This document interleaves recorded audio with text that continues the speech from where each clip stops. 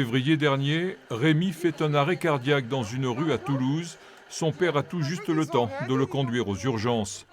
Opéré quelques jours plus tard pour lui poser un défibrillateur, nouvel arrêt du cœur, le jeune homme de 11 ans s'en sort à nouveau.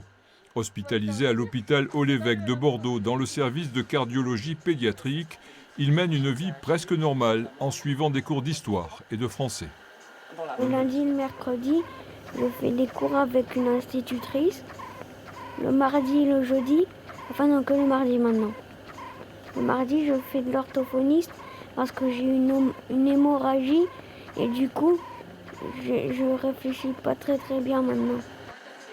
Depuis 9 mois, Rémi est dans l'attente d'une transplantation cardiaque. Il vit grâce à ce cœur artificiel. C'est un dispositif qui comporte aussi des complications. Donc on a eu pas mal de complications sur les 8 mois.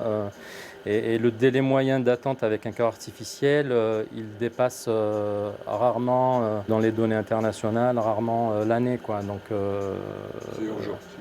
c'est très urgent. Ouais. Originaires de Toulouse, les parents de Rémi ont quitté leur emploi. Ils bénéficient d'une allocation journalière de présence parentale pour s'occuper à plein temps de leur enfant. Il y a des traitements qui sont lourds tous les jours et chaque jour il peut arriver quelque chose. C'est une attente angoissante, c'est pas une attente facile.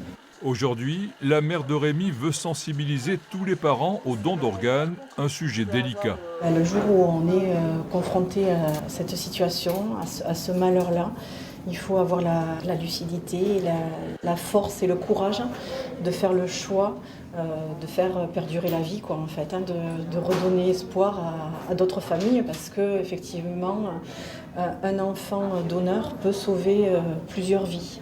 Rémi, lui, n'a qu'une envie, reprendre ses activités. Du sport, courir, nager, tout le reste, je savais déjà le faire avant.